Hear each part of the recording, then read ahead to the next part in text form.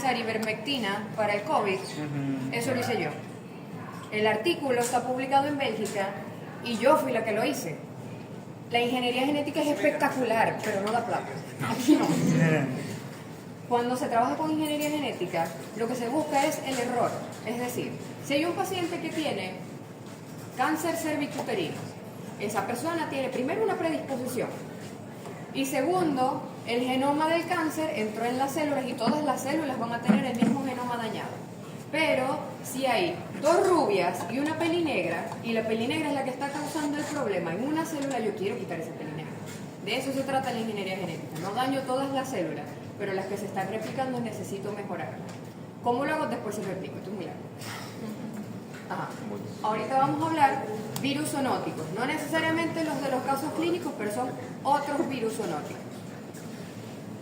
Los que ustedes vieron en la discusión de casos clínicos son distintos grupos.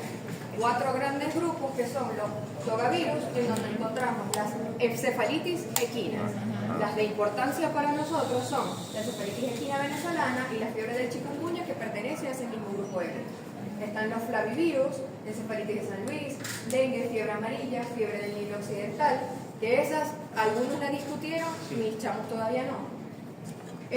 Las otras encefalitis no son comunes aquí, por ende, nosotros no las estudiamos, pero es importante que sepa que pueden existir. No sé si alguien quiere hacer el posgrado en Corea, puede ser que ella lo vea. Están los puntiavirus, que hoy vamos a ver algunos de ellos, como la encefalitis de California, los propiamente puntiavirus, la fiebre del papatachi, que no ocurre aquí, pero es muy similar al dengue. El problema es que como es mediterráneo, a ustedes, y los reovirus que desaparecieron, solamente existen ciertas cepas que están circulantes, y lo importante, lo que ustedes tienen que saber del reovirus es que era una enfermedad muy vieja que produce fiebre, dolor de cabeza y escalofríos, y que son de ARN negativo. ¿Qué virus no produce eso? Todos producen lo mismo. Y todos se parecen al dengue. Todos es dengue. Todo es dengue hasta que usted pida la serología. Ajá. Como características generales de los virus zoonóticos, ustedes vieron los arbovirus, ¿cierto? En la discusión de casos clínicos, pero no vieron las características generales, sino directamente cada uno de los arbovirus que se estudiaron. Como características generales, todos son transmitidos al humano por insectos hematófagos, bien sean mosquitos, garrapatas, moscas, jejenes. Hay otros virus zoonóticos, que son los que vamos a ver ahora, que no necesariamente son transmitidos por algún vector hematófago, pero sí por algún animal que pueda morder, eliminar alguna sustancia que nos pueda contaminar o que contamine algunos alimentos que nosotros consumimos. Adicional vemos el virus de la rabia y algunos virus de ADN, como los boxvirus, tienden a ser zoonóticos por su tipo de transmisión. Las infecciones se transmiten directamente del artrópodo por una picadura al humano. Por lo general, esa infección no daña al vector, es decir, él solamente es el vehículo que transporta el virus, pero a él no le pasa absolutamente nada. ¿Cómo se trata o a qué hace referencia el periodo intrínseco de incubación?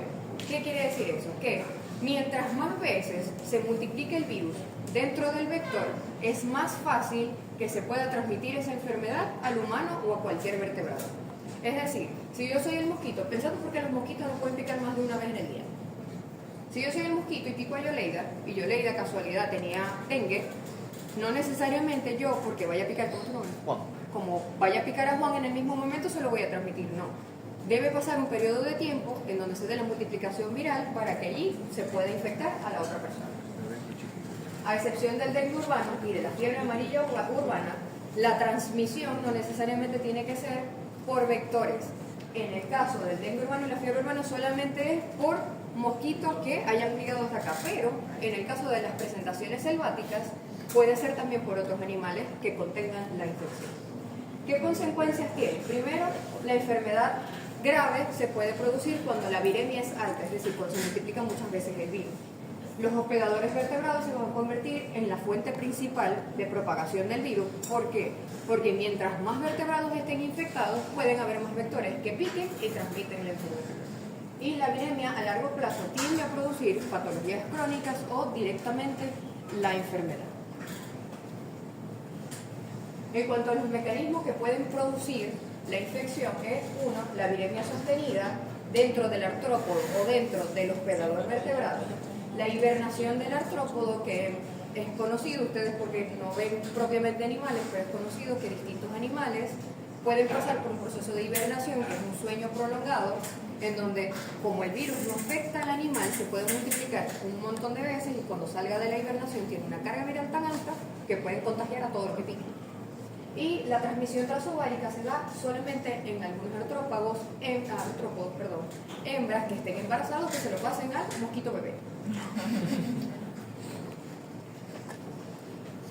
Existen dos grandes grupos o dos grandes grupos de enfermedades que se pueden dar de forma urbana o de forma selvática. De la forma urbana tenemos al dengue urbano, fiebre amarilla urbana y muchos brotes de la encefalitis del Salmonella. Porque aquí no pongo la encefalitis equina venezolana, ni el chikungunya, ni el Zika, porque ellos son selváticos. Las personas en ciudad que tenían chikungunya, Zika o encefalitis equina venezolana fue porque alguna persona viajó a un lugar endémico, fue picada por el mosquito y trajo la patología hasta la ciudad. Y de allí fue picada por otros vectores que se lo contagiaron además, pero son selváticos. Propiamente selváticas, fiebre amarilla selvática, encefalitis equina del oeste, del este, venezolana y la de California. Hay algunas situaciones en particulares en las que la encefalitis de San Luis y la fiebre amarilla tienen ciclos mixtos, no necesariamente tienen que ser selváticos. ¿Cómo es el urbano? El mosquito pica al humano y el humano puede ser picado por otro mosquito y así se va propagando la enfermedad. Pero el selvático es diferente, porque el mosquito puede picar a un simio y este simio infectado puede ser picado por otro mosquito que pueda picar al humano, o se puede también transmitir por aves, por serpientes, por mamíferos pequeños que estén en contacto con los vectores. ¿Cuál es más común de estas tres? ¿De cuáles tres? De las tres que vimos. Humanos y mamíferos pequeños. Esa es la más común. La de mamíferos pequeños. La de mamíferos pequeños es mucho más común porque los roedores están más cerca de nosotros. Es mucho más difícil, a menos que sea, no sé, histoplasmosis, que lo van a ver en tropical, que a nosotros nos dé una enfermedad por un ave. No estamos cerca y por lo general tú te acercas a un ave y se va, a menos que deje la excreta y tú te dé la gana de jugar con él. No lo hagas. Pero es más común que tengamos nosotros contacto con roedores pequeños o mamíferos pequeños. Las ratas no son mascotas, no hagan eso. La transmisión urbana en sitios más poblados. Puede ser en sitios poblados, pero normalmente ocurre en sitios, ¿cómo lo digo para que no suene mal? En sitios rurales que tengan mucho déficit de limpieza. Ahí es mucho más común. En lugares en donde hay falta de higiene y es rural, ahí es muy común. ¿Por qué? Porque si el vector es el mosquito, yo estoy segura de que yo voy a pasar por la casa de ustedes, espero que sea así, y no voy a ver ninguna pipa llena de agua sin tapa. Estoy segura. Y si es así, tápenla. Échenle cloro y la tapa. En cambio, en lugares rurales, en donde hay fallas de higiene, por lo general no llega el agua y esa gente necesita almacenar agua. ¿Cómo la almacenan? Porque es agua de lluvia y también aprovechan de tomar agua de lluvia, no lo hagan. Y allí los mosquitos depositan sus huevecillos, esos huevitos también tienen el virus y cuando crecen van a picar. Ajá. La infección, luego de que se da en el humano, puede ocurrir viremia, se da la replicación viral en órganos y células del sistema retículo endotelial o el endotelio vascular. Lo del endotelio vascular lo vamos a ver propiamente, la lesión del endotelio vascular la vamos a ver propiamente en las fiebres hemorrágicas, en todo lo que produzca sangrado, incluyendo el dengue, incluyendo fiebre amarilla, va a haber lesión del endotelio vascular. También están, luego de esto, el virus se asienta en algún órgano diana, en el caso de la fiebre amarilla, ¿en dónde? En el hígado. Y en el caso del dengue, no tener los vasos sanguíneos. Y ahí va a producir propiamente la enfermedad o las complicaciones de la enfermedad. El sistema nervioso central normalmente está bastante afectado, sobre todo en las encefalitis, que por algo se llama así, o como complicación de todas las demás viremias. El segundo síndrome, que es la segunda entrada de síntomas, usualmente ocurre de la lesión del órgano diana, y los terceros síndromes se conocen como otro grupo de enfermedades que son directamente las fiebres hemorrágicas. Hemorrágicas porque causan la lesión de pequeños vasos. Entrando directo a lo que nos corresponde el día de hoy son los arenavirus, son otros virus zoonóticos que no se transmiten por vectores propiamente mosquitos, pero pueden ser transmitidos por otros vectores tipo mamíferos pequeños. Usualmente cuando ustedes estudian la replicación de todos estos virus se vuelven locos. Vamos a hacer un resumen desde ahorita.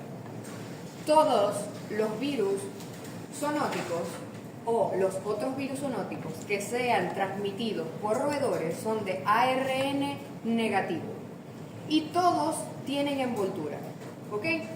Porque se pregunta cómo es la molécula de ADN y si están envueltos o no. Todos son de ARN negativo y todos están envueltos. ¿Por qué están envueltos? Porque se liberan por gemación. La gemación es que se pega a la membrana celular y sale en una vesiculita. Entonces, lo que la envuelve es la membrana celular de la célula en donde salió. ¿Sí? En macro, todos son negativos, todos tienen envoltura y todos salen por gemación. Doctora, pero tengo entendido que los, si mal no me equivoco, los flavivirus tienen la gemación en el retículo. Igual tienen membrana de la célula, pero en general es ARN negativo, Y tienen también envoltura. el virus de Oropuche es al revés, ARN positivo. Sí, pero estos son los otros virus los que son transmitidos por roedores pequeños o por mamíferos pequeños, que no sean de mosquitos. Oropuche es un tema. Si consiguieron información de Oropuche, me la dan. Ajá. De los arenavirus. Son partículas pleomorfas, es decir, tienden a cambiar de forma. Están envueltos y en la envoltura tienen pleplómeros. ¿Qué son estos? Son como bastoncitos, son como si fueran distintas espículas o espinitas, y esas espinitas van a ser los receptores que le van a permitir al virus pegarse a la célula hospedadora, internalizarse y empezar a replicar. Todas las partículas que se encuentren en la envoltura de los virus se llaman proteínas G1 y G2. Cuando ustedes vayan a hacer el cuadro para estudiar en otros virus zoonóticos, van a decir, todos se transmiten por roedores, todos son de ARN negativo, todos tienen envoltura y todos tienen partículas como las proteínas G1 y G2 que les permiten unirse e internalizarse. Así es más fácil que estar estudiando la replicación de cada uno porque se van a volver locos. Los genomas que tienen son dos, todos son negativos. Uno es un ARN monocatenario de cadena larga, por eso se llama L, y otro de cadena sencilla más pequeña. Ahí dice que están en ambisentido. Todos son negativos. Se le dice que tiene ambisentido porque la polimerasa de ARN lo puede leer tanto en sentido negativo como en positivo, pero todos son negativos. Los viriones entonces van a contener los ribosomas de la célula hospedadora, que es lo que necesitan ellos para empezar a producir su ARN mensajero, para que puedan codificar su propio genoma. Como tienen pequeños ribosomas dentro de su estructura del virión, se le conoce arenavirus porque parecen pequeños gránulos de arena. Si ustedes lo ven en un microscopio no parecen gránulos de arena, pero alguien quiso llamarles así. Se ven más o menos de esta forma, como se ve el dibujo. Se ve una célula que no tiene una forma definida, no son células, pero se ve un virión que no tiene formas definidas, y dentro de él distintos ribosomas como si fuesen distintos punticos. ¿Cómo se da la replicación? Se da dentro del citoplasma de la célula hospedadora. El ARN en sentido negativo es el primero, el de cadena larga, es el primero que se va a empezar a replicar. ¿Cómo hace esto? Primero la proteína G1, que es el primer receptor que se encuentra en la membrana, se va a unir a la célula hospedadora, se va a internalizar utilizando la célula, el receptor, G2, entra en la célula y una vez que está dentro de la célula, se abre la vesícula. Abriendo esa vesícula se libera el material genético que va a llegar a dos fases. Primero, pisa los ribosomas y en el ribosoma empiezo yo a producir ARN mensajero para producir proteínas de envoltura o proteínas que me sirvan para mantenerme a mí de forma estable. Después de que yo produzco esos ARN mensajeros, paso al aparato de Golgi, en donde se van a empezar a sintetizar esas proteínas. Y de allí, cuando ya tenga yo todas las proteínas y los ARN mensajeros nuevos, más el genoma de ARN, se conforma todo en una sola vesícula y se libera por gemación. ¿Se entendió? Sí. Ese es el proceso de replicación general de todos los otros virus zoonóticos. Bien, ¿cuándo van a haber diferencias? Cuando se produzca más de un genoma o cuando no se libere por gemación. En este caso, todos se producen de la misma manera. La única diferencia de este es que como tiene una cadena que puede ser leída de forma positiva o de forma negativa, la aparición de esas proteínas puede variar. Primero pueden aparecer las de superficie, como primero pueden aparecer las de la envoltura. ¿Se entiende? Profe, disculpe, Bien. si es de cadena negativa, yo leí que en ese caso la ARN polimerasa era la que interactuaba porque nuestros ribosomas leen Leen en el sentido positivo. Correcto. Entonces, en este caso sería que la ARN polimerasa, si está negativa, la transforma positiva para que la pueda leer. Se nuestro transforma ribosoma. positiva o ya cada virus tiene su polimerasa. Esto Ok. es la polimerasa que tiene cada virus. Todos los virus tienen su propia enzima que le permite leer el genoma, porque nosotros leemos en sentido positivo, como está diciendo el chico. Pero toda partícula viral tiene su propia polimerasa que le permite leerlo a sí mismo. ¿Para qué utilizamos nosotros como virus? ¿Para qué utilizamos los ribosomas de las células hospedadoras para producir las proteínas? Ya yo libero el ARN mensajero, que va al ribosoma y ahí es donde se empieza a producir, porque no tiene ni ribosomas, ni mitocondrias, ni absolutamente ningún organelo citoplasmático. ¿Se entiende? Sí. Dentro de las características generales, se eliminan infecciones crónicas persistentes dentro de los roedores. A los roedores sí los pueden afectar estos virus. El problema de la afectación de ellos es que usualmente pueden vivir mucho tiempo con la afectación viral hasta que nosotros tenemos contacto con algunas de las secreciones de cualquier secreción que tenga este roedor y nos contagiamos. Cada virus está relacionado con una sola especie de roedor. Es decir, el virus de María José tiene relación específicamente con el roedor azul. Si el roedor azul se encuentra en 5 países, en esos 5 países nosotros vamos a tener el virus de María José. ¿Se entendió? No puede haber, no se conoce que un roedor pueda tener más de un tipo de virus o pueda transmitir más de un tipo de virus. Pero en el caso de existirse, probablemente el roedor no dure mucho tiempo porque la infección crónica lo elimina. Entre los seres humanos, el humano infectado usualmente se genera la infección por el contacto de las secreciones de los roedores y usualmente se producen fiebres hemorrágicas graves, que las vamos a ver ahorita. También se puede infectar al feto y se puede causar la muerte fetal por esta infección, es decir, pueden atravesar la barrera placentaria. Existen 2 grupos de virus, los vamos a ver ahorita. Están los virus del viejo mundo, que es el virus de Lassa, y está el virus del nuevo mundo, o los virus del nuevo mundo, que son los de Pichinder, Machuco, el virus de la roya de White Weather, que no lo vamos a ver porque ni siquiera está aquí ese roya. Y la transmisión, ya ustedes la saben. Mordedura directamente del roedor, excretas de los roedores que estén en contacto con nosotros. Para hablarles un poquito de la fiebre de Lassa, tenemos que directamente su portador es un mamífero pequeño, en este caso es un roedor, propiamente la rata doméstica. Yo traté de ponerles aquí las especies de cada uno de los roedores porque, a pesar de que son roedores, cada especie es diferente. De todas maneras, sí se puede preguntar en el examen, pero ahí está escrito el nombre del roedor. Es decir, no me tienen que poner mastomis, no, me ponen rata doméstica y yo entiendo. Si me ponen la rata maicera, ya yo sé que no me están hablando de Lassa, porque la rata maicera no es la rata doméstica, ¿ok? Entonces se aprenden los roedores. Doctora, y así también lo van a evaluar los otros doctores. Las preguntas de este tema las hago yo. Entonces todos en cualquier salón van a tener las preguntas que yo hago. O sea, ponemos razón. La rata doméstica, porque entonces si me pones las especies, oye, excelente. Pero si ustedes me ponen solamente rata doméstica o rata maicera, yo los voy a entender, no hay ningún problema. Pero lo importante es que se aprendan el nombre, que es un vector. Si me ponen roedor, yo, bueno, es bastante virulento, la tasa de mortalidad es de un 15%, a pesar de que tiene amplia virulencia, la tasa de mortalidad es baja, porque su expresión hemorrágica no se da en todos los casos. El periodo de incubación se da entre 1 a 3 semanas La enfermedad puede afectar directamente el órgano diana antes de presentar otros síntomas. Y la instauración, cuando presenta los síntomas generales, son fiebre, vómito, dorsalgia y dolor torácico. La dorsalgia, recuerden, dolor en espalda alta y dolor torácico.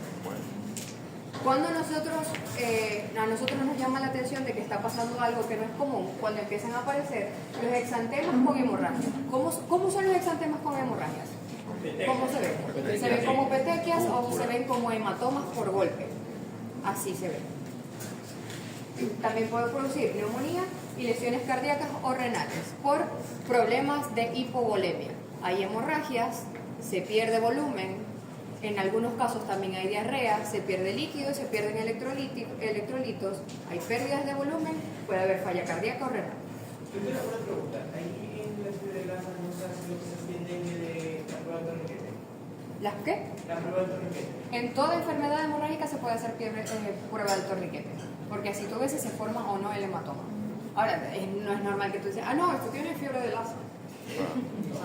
Ese tiene dengue hasta que salga la célula. Importante, y siempre se los pongo en amarillo y bien resaltado, no tienen vacuna. Se les va a preguntar en virus cuáles tienen vacunas, porque todos los que vieron anteriormente tienen vacuna, pero estos no. Usualmente los zoonóticos no tienen vacuna. En algún momento este virus llegó a causar el 75% de mortalidad solamente en pacientes embarazadas al momento de su diagnóstico, porque era muy difícil tratarlo. Esto no se trata igual que otra enfermedad viral, sino que ahorita vamos a ver cómo se trata. Usualmente es con ribavirina, y aquí no hay ribavirina. Entonces, tratamiento sintomático a los pacientes de sospechas. ¿Cómo se da el diagnóstico? Por la detección de IgM e IgG por ELISA, detección directamente de antígenos virales, por inmunohistoquímica, y en pacientes dentro de los hospitales usualmente se da mucho la infección o coinfección con otras bacterias porque tiene una depleción importante del sistema inmunitario, y si se da en la fiebre de Lassa el contagio persona a persona. Directamente enfermedades causadas por arenavirus, el cuadrito que está arriba son las que ya les había mencionado. Está fiebre de Lassa, hemorrágicas sudamericanas como la de Junín, la de Machuco, la de Savia, la fiebre de Buenarito, que ya las hemos muerto. Profe, yo tengo una pregunta, así que me acaba de surgir de la mente. De la nada. Sí. Usted acaba de decir que un roedor es difícil que tenga dos virus al mismo tiempo, pero ¿puede contagiar a una persona teniendo un virus y una bacteria? Sí. Teniendo, supongamos, un roedor orinó una lata. ¿Te puedes contagiar De leptospirosis y de lata? sí. Uy, esa lata tiene esta presión. Y muelles de pajú tiene que ser el roedor. Y este tiene una imaginación abierta. No, porque se me vino a la mente, porque Ahora en el examen les pongo, si hay un roedor que Tenga tenga leptospirosis y sida y orina en la lata, y ustedes, ¿cuál es la enfermedad predominante? No, leptospirosis. Ajá, dentro de las fiebres hemorrágicas, chama, no me vas a sapear. Yo doy clase de hispana. Después llega alguien y dice nada. Dentro de las fiebres hemorrágicas que nosotros vamos a estudiar, esto, a pesar de que le compete a microbiología, ustedes lo van a ver con mucha amplitud en medicina tropical porque estamos en el trópico. Pero aquí, lo importante y que necesito que ustedes recuerden es que dentro de las fiebres sudamericanas, todas pertenecen al grupo del complejo Tacaribe. ¿Qué significa eso? Una fiebre que produce hemorragia y que mata gente. Tacaribe, más o menos en la traducción del grupo Tacaribe, de los indígenas tacaribes, era una fiebre que a la gente le produce que sangre.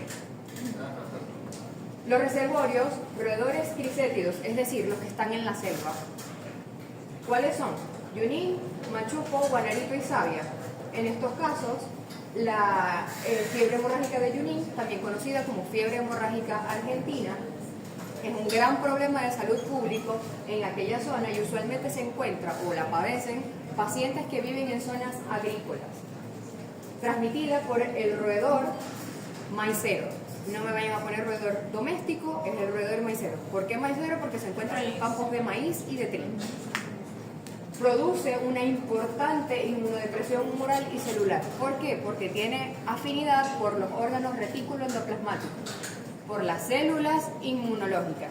¿Dónde se va a replicar? ¿Dónde se replican todos ellos? Dentro de los macrófagos y de los monocitos. Siempre. No buscan otras células. Y al entrar dentro de los macrófagos, inhabilitan a los macrófagos para que hagan el reconocimiento de todas las demás partículas. ¿Sí? La fiebre hemorrágica de Brasil o el virus de Savia tiene ese nombre porque fue aislado por primera vez en 1990 en un caso mortal en ese país. Igual que la fiebre hemorrágica de Machuco, que es la de Bolivia, aislada en ese país en 1962, transmitida por el roedor Laucha campestre. A pesar de que está en el campo, no es un roedor maicero, no es un roedor doméstico, así se llama. La fiebre hemorrágica venezolana o la fiebre de Guanarito, que existe, es muy común en los estados portugueses y en los estados marinas. ¿Cómo se trata? Tratamiento sintomático y esperando que el paciente no se vaya.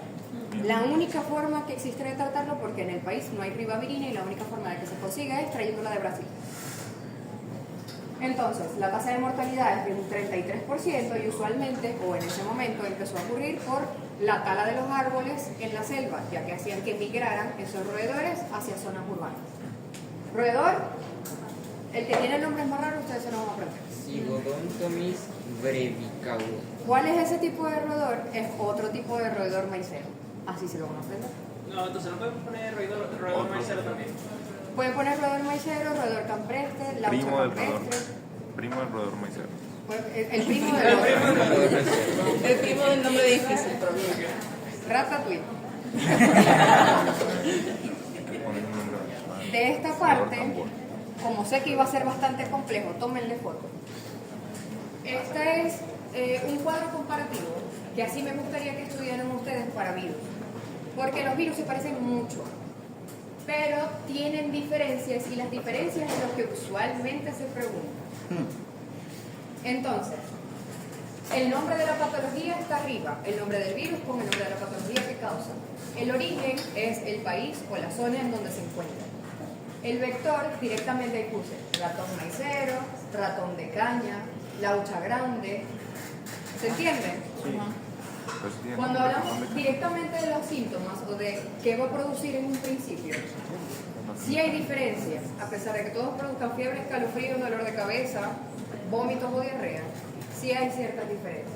En el caso del virus de Junín, que es la fiebre de Argentina, usualmente los síntomas son de forma graduales y cuando ocurre la aparición de las petequias, hay tanto dolor retroorbitario que en la eyección conjuntival, cuando aparece, la persona ni siquiera puede abrir el ojo.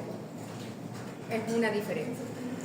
Cuando aparece el virus de Machuco, lo importante es que la debilidad de esa persona es tan importante que se transforma en una postración marcada. No se puede mover para nada, no se puede levantar de la cama. En el caso del virus de Guanarito, dentro de las complicaciones es el shock hipovolémico, porque hay tanto sangrado que produce problemas hemodinámicos. Entre las complicaciones del virus de Junín están principalmente los síntomas neurológicos, porque aquí van a tener temblores, convulsiones, además del sangrado severo.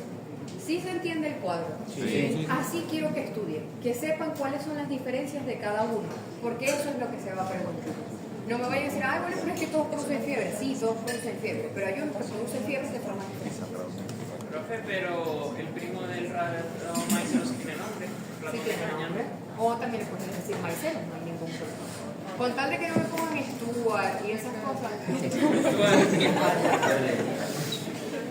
Ahora, en el virus de Junín dice que existe una vacuna. Esta vacuna no está disponible para nosotros, está disponible para poblaciones de riesgo.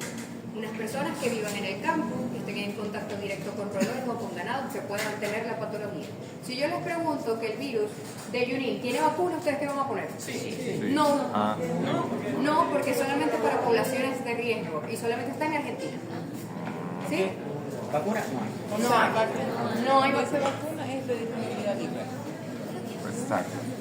Ahora, si pasamos a hablar de los filovirus, este es un tema bien interesante porque ustedes lo vivieron, ustedes no son tan jóvenes, ni yo tampoco, pero ustedes se acuerdan de que existe el virus del ébola y vieron la noticia de los estragos que causó el virus del ébola.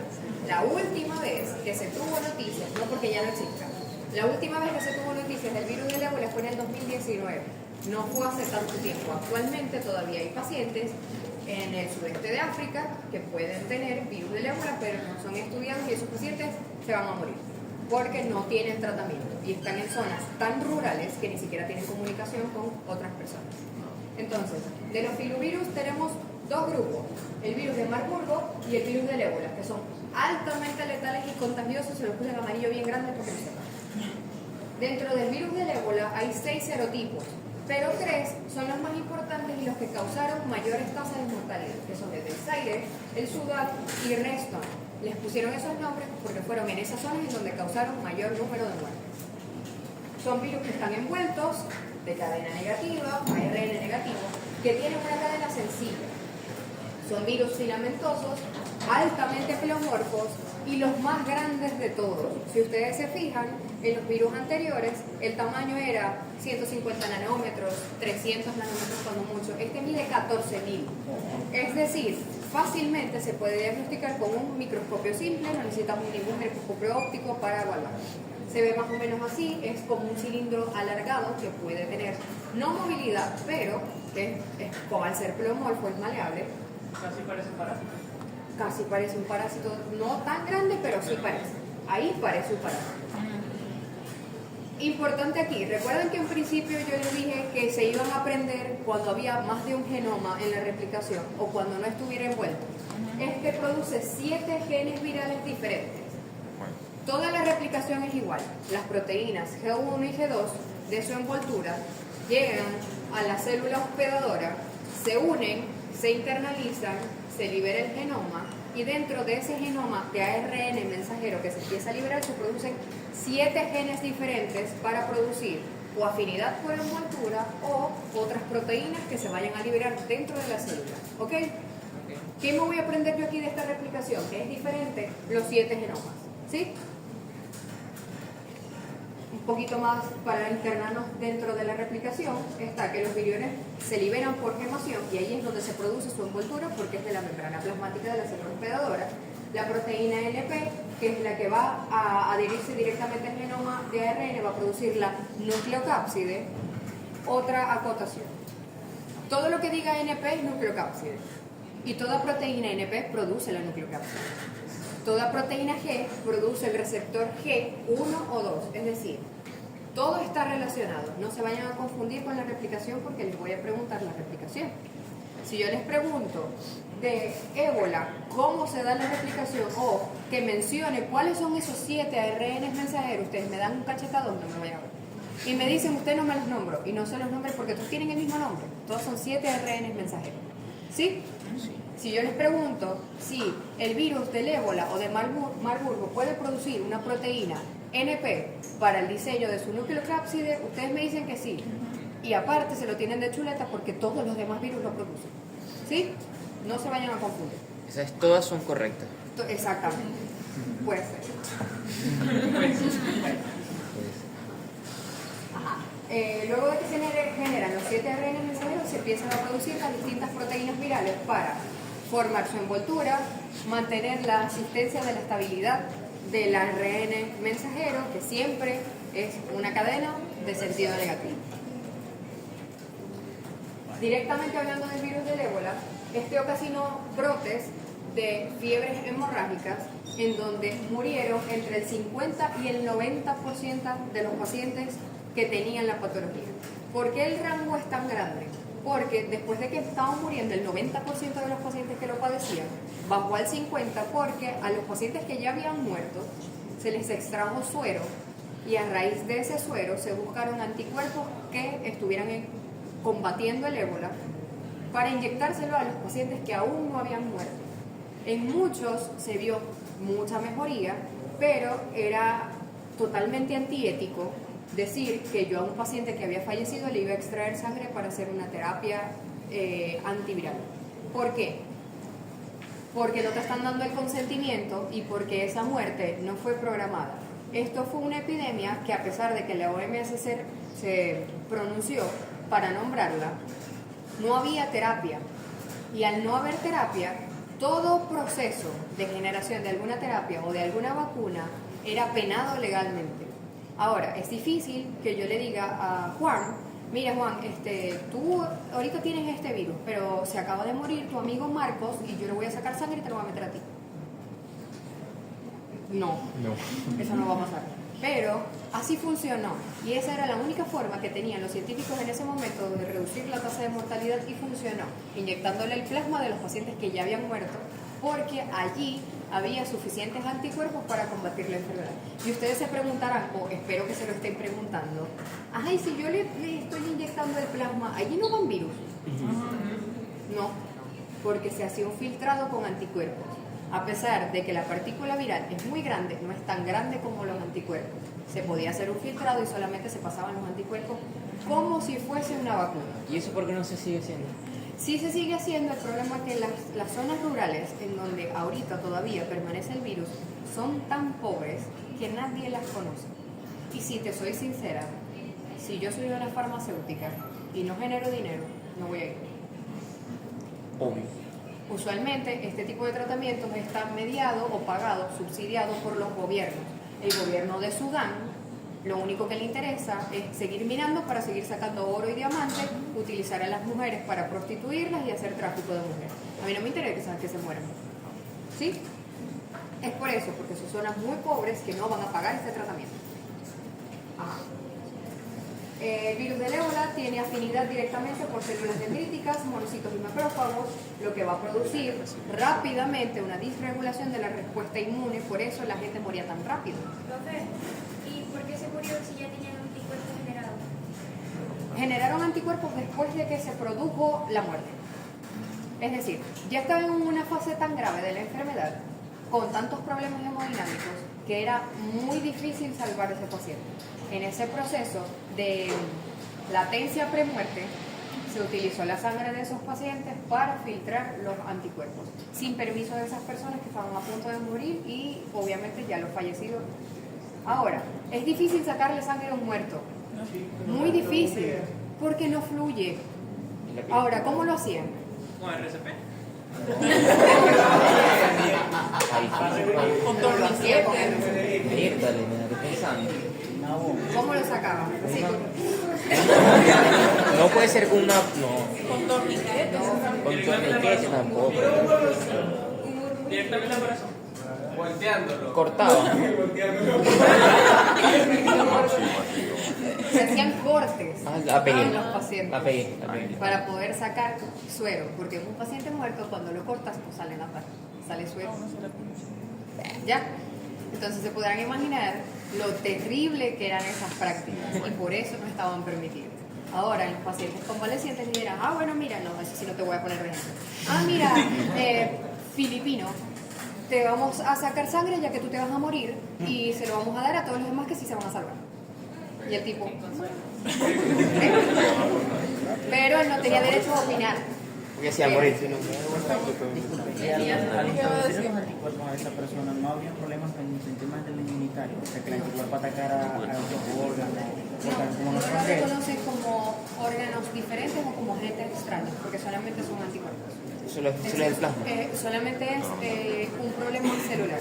Se reconoce como algún agente extraño cuando la celularidad es grande, es decir, cuando es un órgano. O cuando una placa que se pone en el cuerpo. ¿Cómo se da la transmisión? Esto también es transmitido por roedores, por si no sabían. Todo es transmitido por roedores aquí.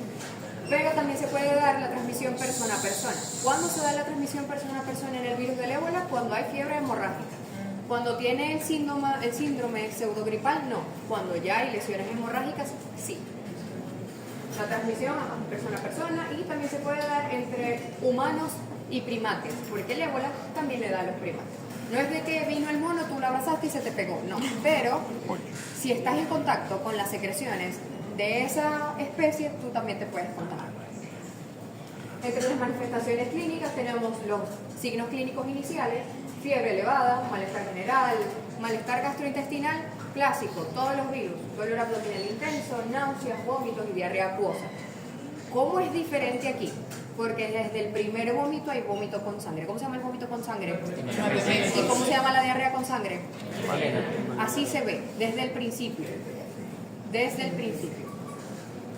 Entonces, a pesar de que existe una fiebre hemorrágica y que puede evolucionar como fiebre hemorrágica, siempre había un porcentaje de pacientes que eran los protegidos por Dios que no presentaban lesiones hemorrágicas. A pesar de que tuviesen el virus del ébola, no presentaban esas lesiones. ¿Y por qué no? Que eso es otro, yo sabía que me iba a extender en esta clase, que eso es otro detalle. En algunas regiones de África hay un grupo de pacientes que tienen una sobrepoblación de células NK en el organismo. No se sabe por qué, no se sabe cómo se producen, pero esas personas desarrollaron tantas células NK que no van a morir nunca por una enfermedad infecciosa, siempre por alguna enfermedad crónica o porque padezcan por síndrome de síntomas naturales. Pero tienen tanta población de células NK que no les va a dar ninguna bacteria, ningún virus y no les va a dar cáncer. A estos pacientes protegidos por Dios, los favoritos del Señor, no presentaron lesiones hemorrágicas, pero sí el síndrome pseudogripal porque también fueron evaluados. Esas personas sí voluntariamente prestaron sus servicios para que se les extrajera muestra y tratando de hacerlos como un suero con anticuerpos para los pacientes. ¿Por qué no funcionó en ellos? Porque tienen tantas células NK que el anticuerpo era demasiado grande y no era viable. ¿Sí? Sí. Ahora, dentro de las últimas manifestaciones clínicas son las presentaciones hemorrágicas, en donde hay petequias, exantema maturopacular, melena y hematemesis, a pesar de que pueda aparecer desde el inicio. Entre los hallazgos de laboratorio clásicos como cualquier virus, hay leucopenia, anemia, las enzimas hepáticas están elevadas, y cuando están las enzimas hepáticas elevadas, ¿qué hay? ¿Hay qué? Y ocurre algo con la coloración del paciente. Entonces, si yo les pongo un caso clínico, paciente femenina de 18 años de edad, que dice que tuvo recientemente un viaje a una zona selvática, pero no recuerda porque enseguida empezó a convulsionar. Esa paciente tiene coloración ictérica de piel y mucosas, tiene sangrado en encías, eyección conjuntival, y su familiar solamente refiere que ha tenido fiebre elevada, escalofríos, náuseas y vómito. ¿En qué voy a pensar? Fiebre amarilla. ¿Y ya? No, en cualquier cosa. ¿Cómo descarto yo la fiebre amarilla y el ébola? La fiebre amarilla en los casos de ictericia ocurre después, o sea, y en este caso ocurrió de una vez, entiendo. Llegó ya con ictericia. Eso pudiera ser, pero hay otro dato. Se puede pedir PCR, evidentemente, si tenemos los laboratorios se va a pedir. Ahora, ¿cómo lo descarto yo con el paciente allí? ¿Cómo lo descarto yo con el paciente allí? Con una sola pregunta. ¿Dónde fue tu viaje? Epidemiología. Epidemiología. Yo solamente pregunto y ya. Si la paciente me dice, no, porque me quise ir de safari a pero con una sola pregunta, a veces, y se los quise comentar ahorita porque ustedes se caen cuando les hablan de epidemiología. Yo les puedo poner el mismo caso, pero digo, no, estuvo en Sudán del Sur. Y ustedes, esto es fiebre amarilla. Es ébola. Claro. Porque usualmente se les pone, bueno, no, porque eso fue una diarrea, estuvo en contacto con ratas y estuvo en la India. Y ustedes, esto es leptospirosis. Y yo, no, mucha gente se cayó en esa pregunta en el examen. Y ahora no vayan a escribir los nombres de las bacterias, ¿ok? La fiebre amarilla se parece mucho a la leptospirosis. Es exactamente igual, pero no es leptospirosis. ¿Sí? Okay. No vayan a escribir leptospirosis. Ajá. Bueno, ya eso lo vimos y esa es la aparición directamente de los síntomas con su evolución. Ahí lo van a ver, si quieren les puedo compartir las diapositivas. Por favor. Esta, donde dice 1 es que aparece primero.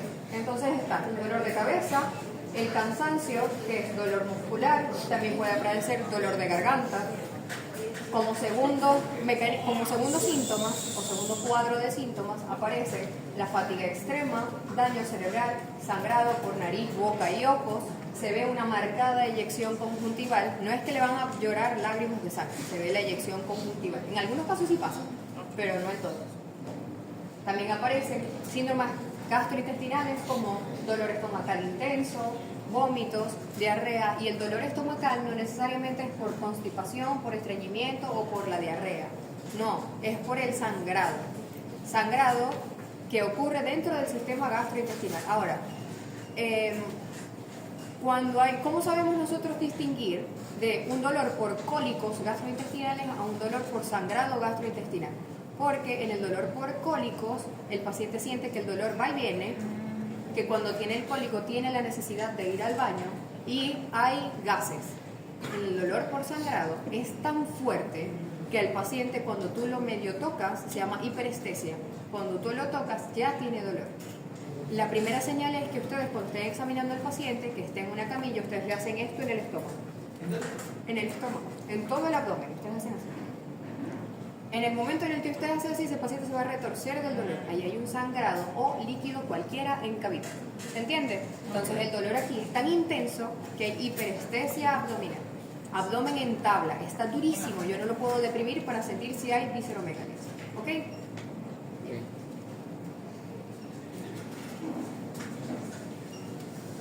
Para su diagnóstico, primero las manifestaciones clínicas e historial de viaje reciente. Siempre se pregunta de dónde viene, a dónde fue y lo que sea. No son chismosos, ustedes quieren saber.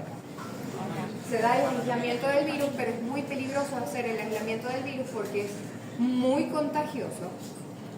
Están los métodos de serología por inmunofluorescencia indirecta, por inmunoensayo enzimático, también se puede dar la PCR reversa o retrotranscriptasa, se puede dar por ELISA. Es importante, no hay una terapia específica. A pesar de que se estaban utilizando las terapias, el suero de terapia, como les estaba comentando ahorita, no está determinado, no está patentado, no se utiliza usualmente a menos que se paguen las investigaciones. Medidas terapéuticas, reposición de líquidos, de electrolíquidos. También se puede dar unas medidas experimentales que fueron las que ocurrieron en noviembre de 2018, en donde se estaban probando 4 agentes, de los cuales solamente 2 funcionaron, que se fueron publicados en el 2019, que son el Inmacet y el Evanga. Actualmente ustedes lo buscan y no lo van a poder conseguir, no existe. El mapa que se encuentra allí fue en el 2019. Todas las zonas en rojo eran las zonas en donde habían casos y el número de punticos era en donde habían ocurrido las muertes y el número de muertes que habían ocurrido. A este cuadro también tómenle foto. Estas son propiamente las medidas terapéuticas que se pueden utilizar para el control de los síntomas, a pesar de que no haya una cura exacta. Tenemos el tratamiento de soporte, en donde se da la hidratación parenteral del paciente, es decir, necesitamos reponer líquidos porque se pierden mucho por el sangrado, por las diarreas y el vómito. Está el control electrolítico y el soporte propiamente hemodinámico. Están las terapias específicas, que fueron con esas terapias monoclonal, que ya no existe, que es el Inmacet y el Evanga. Está el manejo de síntomas antes de las complicaciones o en las complicaciones, que es con analgésicos, antipiréticos, antibióticos, antimaláricos, porque usualmente en esas zonas hay mucha malaria y se pueden dar en conjunto las 2 patologías. Y la prevención de los síntomas se da por el aislamiento estricto y el equipo de protección personal. Esa gente no tiene equipo de protección personal y no se van a mantener aisladas porque por lo general viven 30 personas en una misma choza. Ella no se llama choza, no recuerdo cómo se llama, pero parece choza. Dentro de la familia de los punjavirus está propiamente el punjavirus, el flevovirus, nairovirus y hantavirus. Todos son de cadena de ARN negativa, excepto el nairovirus, que es pleomorfo. Tiene un ambisentido, es decir, se lee tanto en sentido positivo o negativo como negativo positivo. Tiene su propia polimerasa para que se haga la lectura. Aquí en general, todos los arbovirus, excepto el hantavirus, es un virus zoonótico por no artrópodos, es decir, del hantavirus es el que vamos a hablar ahorita. Son de ARN negativo, son esféricos, tienen una cadena sencilla, tienen igual una envoltura con glucoproteínas G1 y G2, que son las que le permiten adherencia e internalización. Tienen 3 nucleocápsides, es decir, va a tener 3 ramas de ADN. Los hantavirus por lo general. Un ARN de cadena grande, uno mediano y uno pequeño, además de su propia polimerasa ARN dependiente, que es la que le permite codificar las proteínas no estructurales. Los punjavirus carecen de una proteína de matriz, se ingresan igual que todos los demás por endocitosis, una vez adentro se liberan la vesícula, del endosoma se liberan y empiezan a producir sus propias proteínas estructurales. ARN de cadena negativa, 3 cadenas específicas, larga, mediana y corta. La cadena M produce las proteínas de envoltura, es decir, el ARN de cadena mediana produce la G1 y la G2. La hebra de cadena larga va a producir propiamente la ARN polimerasa cuando se empiece a replicar. Y la cadena S, las proteínas no estructurales. Una vez que las partículas maduren, se liberan por gemación luego de haber pasado por los ribosomas y por el aparato de Golgi, como todas las demás moléculas que entran al genoma, ¿sí? Principales bunyavirus norteamericanos que nosotros nos pueden interesar, pero no vamos a estudiar ahorita, son los virus de California y el que sí vamos a ver, el hantavirus. Los de la familia ¿Qué? ¿Qué? Perimunjaviridae Ajá. no son los mismos que los de la familia. No. Y eso es el nuevo nombre, así se llaman ahorita. Pero a pesar de eso no son los mismos virus, son primos pero no son los mismos virus, son de la misma familia. O sea que el oropucio no entra en la... No, oropucho no entra aquí. Otro, Es otro, pero lo que nosotros sí utilizamos son de la misma familia, a pesar de que son distintos géneros. Aquí solamente estamos viendo lo que se transmiten por roedores o mamíferos pequeños. La diferencia de él es que se transmite por algún vector de mosquito. Entre las fiebres hemorrágicas tenemos la de los hantavirus. Es endémico en Corea y en el sudeste de Asia. Lo más importante y lo que usualmente produce como complicación es la insuficiencia renal aguda por procesos de hipovolemia por pérdida de volumen. El principal reservorio son los roedores silvestres y fue aislado en 1978 un antígeno pulmonar en estos roedores. Ahora, si fue aislado de forma pulmonar en esos roedores que los padecían, a nosotros también nos puede dar la incertidumbre de, y a nosotros también nos ataca pulmonarmente. Sí, tiene tropismo por las células del epitelio pulmonar, a pesar de que su principal complicación es la insuficiencia renal aguda. ¿Por qué? Porque una vez que ataca pulmón, como una de sus complicaciones, ya se produjo tanta pérdida de volumen que los riñones empezaron a fallar. ¿Sí? En 1993 se presentó una fiebre, una enfermedad respiratoria que era fulminante, tenía altas tasas de mortalidad en el sureste de Estados Unidos y como no sabían qué nombre ponerle, pero sabían que era de la familia de los hantavirus, le pusieron el virus sin nombre. Ellos no se complicaron, pero sabían que venían de la misma familia. Las infecciones dadas estaban dadas específicamente por el aumento de las poblaciones de los roedores. A mayor número de roedores era más fácil que se contagiaran los humanos. La transmisión a los humanos está dada específicamente por las excreciones de los roedores, también se puede dar por vía conjuntival, por contacto directo con las lesiones cutáneas que ella puede dejar. Como prevención, medidas de salud pública básicas, eliminar lamentablemente tanta cantidad de roedores o tratar de conseguir vacunas para los roedores que no existen. Eso no va a pasar. Y como tratamiento, directamente a estos pacientes soporte ventilatorio y tratamiento sintomático. ¿Por qué soporte ventilatorio? Porque ataca los pulmones, tiene tropismo por estas células. En el cuadro que van a ver allá, tenemos que empieza, como todos los virus, con fiebre, con escalofríos, también tiene dolores musculares, también puede producir artralgia, también puede producir, en este caso no, chamo, no produce dolor de cabeza. Es lo único diferente. Pero cuando hay la complicación sí produce el dolor de cabeza. Es decir, cuando ya ese paciente tiene una insuficiencia renal o tiene una insuficiencia respiratoria aguda, puede haber dolor de cabeza, pero ocurre por hipoxemia. No respira bien, no va a haber suficiente bombeo de oxígeno, hay dolor de cabeza, pero en la complicación.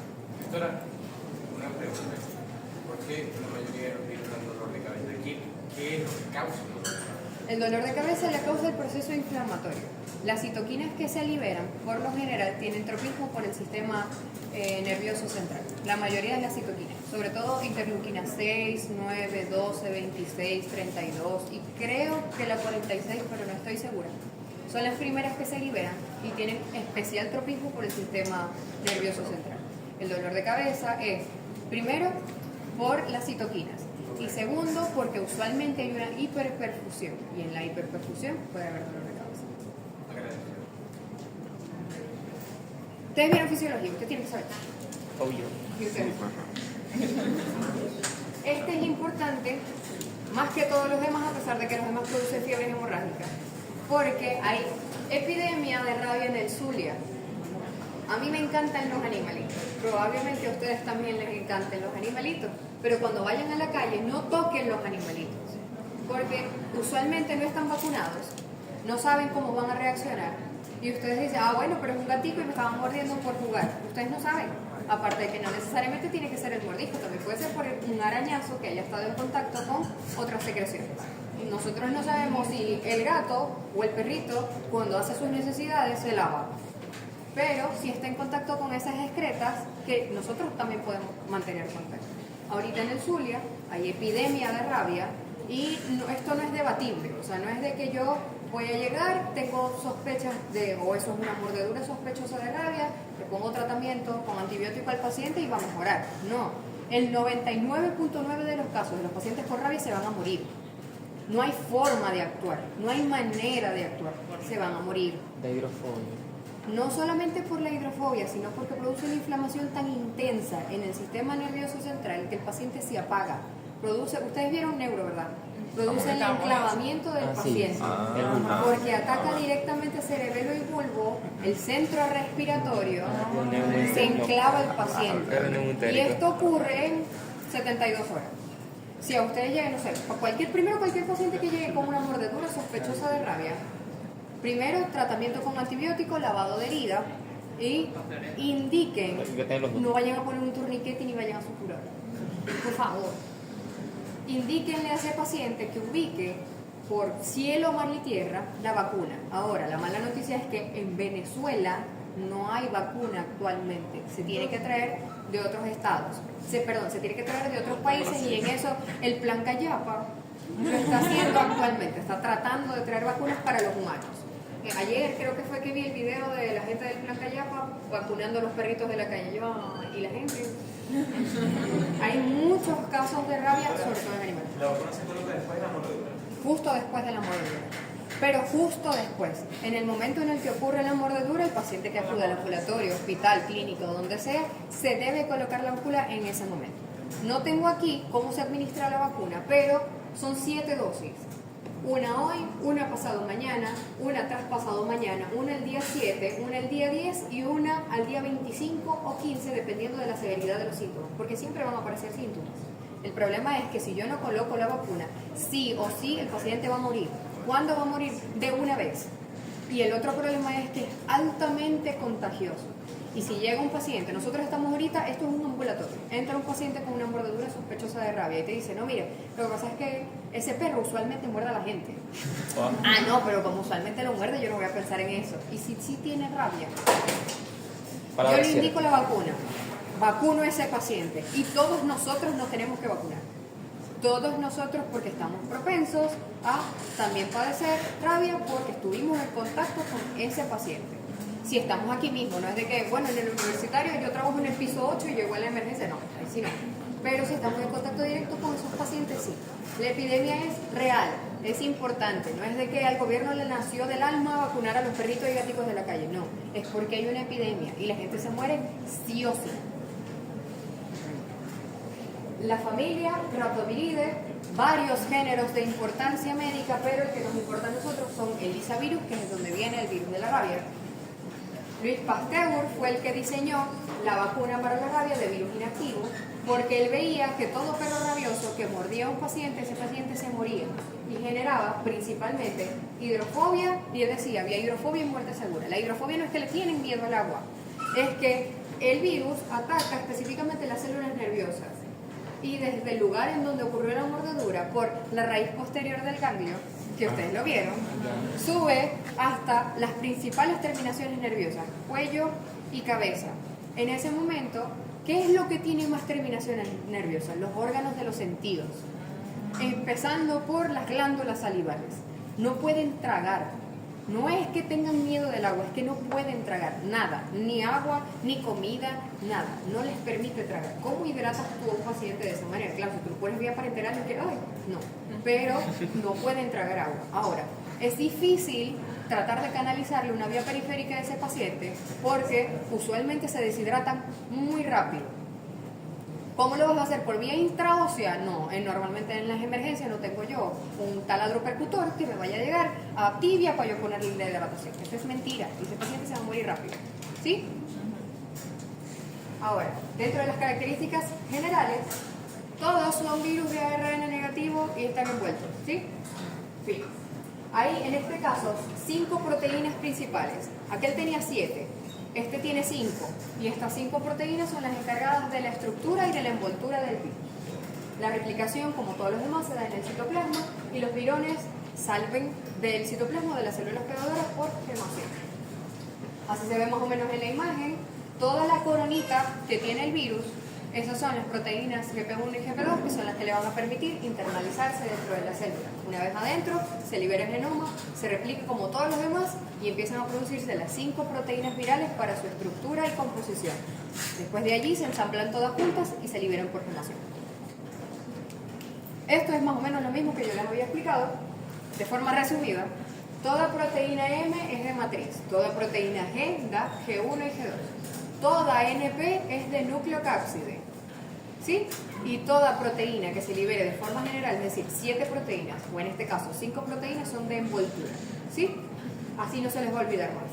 Toda esta es la explicación, les pongo la explicación para que ustedes lo lean a la hora de estudiar, pero con que ustedes sepan lo que les acabo de decir, yo estoy más que bien servido.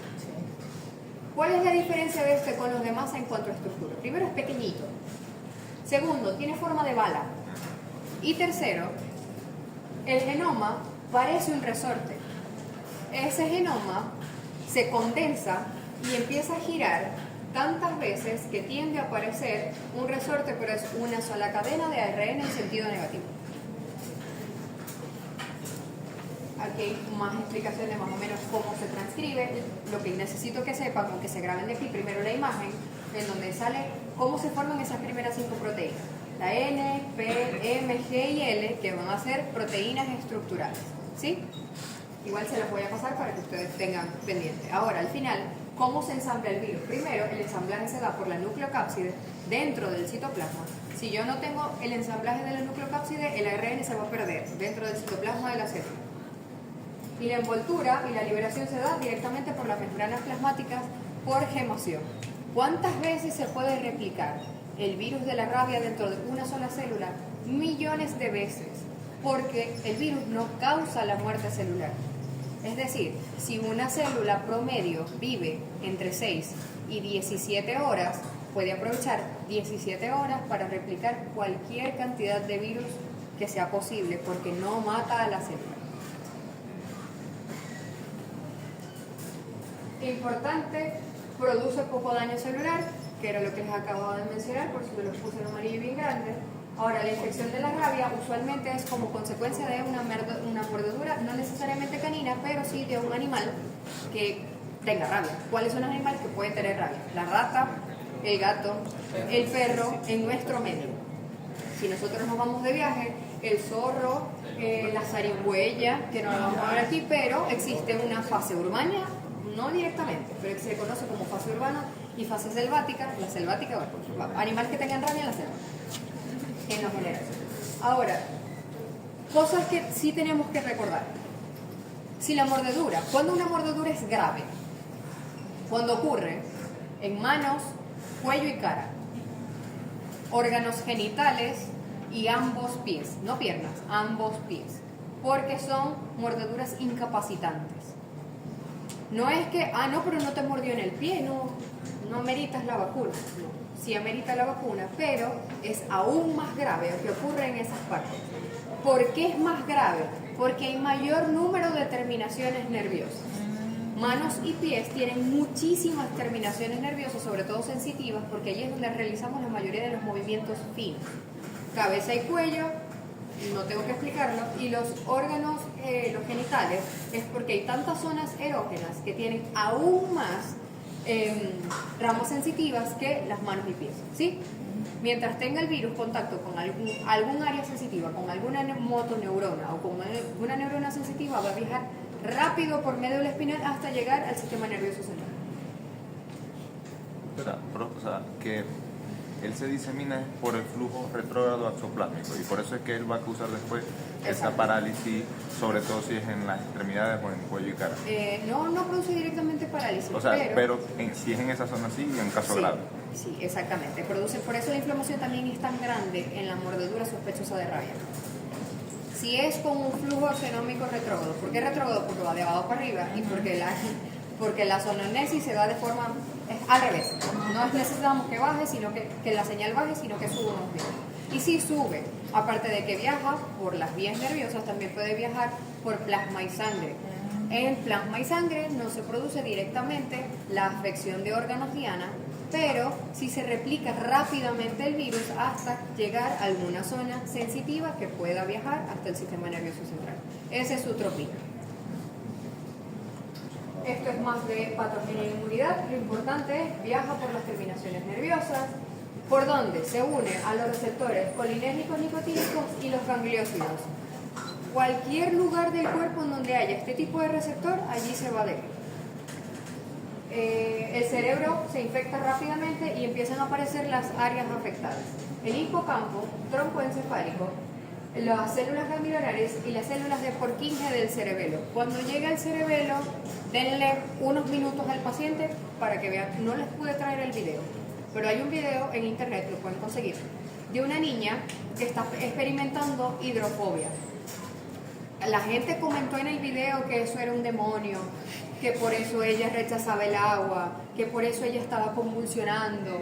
Ustedes ven el video y es alarmante ver cómo esa niña primero tiene no han visto psiquiatría, pero tiene una agitación psicomotriz. Tiene tantos movimientos exagerados, muchos movimientos exagerados, y luego se vuelve letárgica, deja de moverse y empieza a contraer su musculatura hasta que pase a fase de descerebración. Cuando está en descerebración, ¿qué es lo siguiente? Decorticación y la paciente cae en paro. Y eso es en cuestión de minutos. Es importante la vacuna, no hay, pero pídanla. Pídanla. Y nunca suturen la herida, por favor. Por favor. Ahora, ¿qué aparece después? La diseminación del sistema nervioso central por las neuronas aferentes que llegan directamente y mucho más rápidos a piel y cabeza, en donde afectan las glándulas salivales, retina, la córnea, la mucosa nasal, la médula adrenal, y empiezan todas las complicaciones que aparecen en cuestión de horas, minutos, máximo 72 horas. A pesar de que su tropismo sea por el sistema nervioso central, cuando tú tomas una muestra, que por cierto las muestras se toman post-mortem, no hay forma de tomarlos en el momento mientras el paciente está vivo, la muestra se toma post-mortem y se toma de cerebro. No se toma de médula, se toma directamente de cerebro. ¿Y qué voy a encontrar en el cerebro? Células o corpúsculos de Negri. Es lo único que voy a encontrar. Punticos negros, como si fuese una enfermedad por demencia, porque se daña solamente el sistema nervioso central. Un poquito más de lo que estábamos hablando. ¿Cuánto va a variar el periodo de incubación y la aparición de los síntomas? Depende de la concentración del virus inoculado, la proximidad que esté la herida con algún área propia del sistema nervioso central, la gravedad de la herida, la edad del paciente y el estado inmunológico del paciente. Pero es importante que sepan que el 99.9% de los casos es mortal. Rara vez produce lesiones inflamatorias, pero el área de la mordedura tiende a inflamarse muchísimo, acumula mucho líquido y se forma mucho edema. El área de la mordedura. Los anticuerpos neutralizantes solamente aparecen una vez se muere el paciente o en estudios celulares. Antes de eso no aparecen, no le da chance al sistema inmunológico de producir absolutamente nada. Y el periodo de incubación puede ser lo suficientemente largo para que se aparezcan los síntomas del virus, pero solamente se le da tiempo a aparecer cuando se administra la vacuna. Si no se administra la vacuna, no hay tiempo. Mientras se estén administrando las distintas dosis de las vacunas, que son 7, como les comenté, le da chance al sistema inmunológico de crear los anticuerpos. En cuanto a la epidemiología, como les había comentado, existe la rabia urbana y la rabia salvaje. En el cuadrito azul que van a encontrar arriba, van a encontrar varias especies, que todos pueden padecer rabia y todos nos pueden contagiar a nosotros por rabia, por mordedura o por contacto directo con las excretas. Propiamente manifestaciones clínicas, las que les había mencionado anteriormente, importante que recuerden las neurológicas, que son las más comunes, y muerte. ¿Cuánto se puede tardar en aparecer los síntomas neurológicos? Hasta máximo 10 días si estoy recibiendo la vacuna. Si no estoy recibiendo la vacuna es de una vez. Métodos diagnósticos, todos son post-mortem. Se pueden utilizar todos los que ustedes tengan ahí, pero absolutamente todos son post-mortem y por eso se los puse en amarillo porque lo lean. Importante, ¿cuándo se empezó a desarrollar la vacuna? Porque se tomaban muestras de cerebro de ratón lactante. Ustedes se imaginen lo complejo que es eso y a quién se lo... Yo voy a agarrar una rata que sea recién nacida, le voy a poner rabia, la voy a abrir, le quito el cerebro y de ahí tomo la muestra. Hay que ser un sádico. Y aparte, tiene que tener mucho tiempo libre. Y lo otro es que toma demasiado tiempo, porque primero hay que esperar que nazca la rata. No es viable, pero así se desarrolló la vacuna. Tratamiento, una vez que ocurren los síntomas, solamente es soporte para el paciente. Usualmente lo último que se da es soporte ventilatorio y hemodinámico. Existen las vacunas y todas esas fueron las vacunas que se diseñaron y se modificaron. Actualmente nos quedamos con las vacunas de virus inactivo, que es la que se aplica. Son 7 dosis, hay otro esquema que es de 4 dosis, pero con mayor cantidad de ml de vacunas y mayor cantidad de virus. Los tipos de anticuerpos que se llegan a producir son la inmunoglobulina de la rabia y el suero antirrábico equino, que a pesar de que es para caballos, nos sirve a nosotros. Entonces, usualmente en las fincas, que es donde tienen la mayor cantidad de suero antirrábico, lo tienden a vender a los pacientes, pero se utiliza para evitar la rabia equina para que no se les muera el ganado. En cuanto a la profilaxis y prevención, es prevención de la exposición, tratar de vacunar a todos los perritos y gaticos que tengamos en la calle, evitar el contacto, por favor, con esos animales. A mí me encantan y quiero llevarme a todos los gatos para mi casa, pero no puedo. Y ustedes traten, por favor, en serio, de no tocarlo, porque cualquier arañazo, cualquier media mordedura puede ser sinónimo de rabia y es una mordedura sospechosa de rabia hasta que se demuestre lo contrario. ¿Cuándo voy a demostrar yo lo contrario? Cuando se muera, porque no hay forma de diagnosticarlo antes. ¿Sí? Muchas gracias.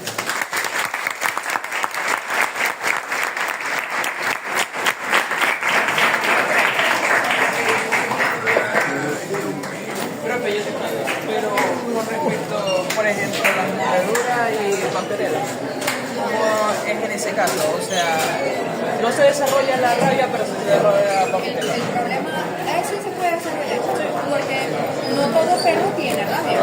Cuando llegué a tu casa me pasé los audios de Neuro y te sabrán, por favor, para terminar de sacar Neuro y el de ayer de fisio. Gracias, profe. El de ayer de fisio, yo tengo la primera parte y ahorita la otra.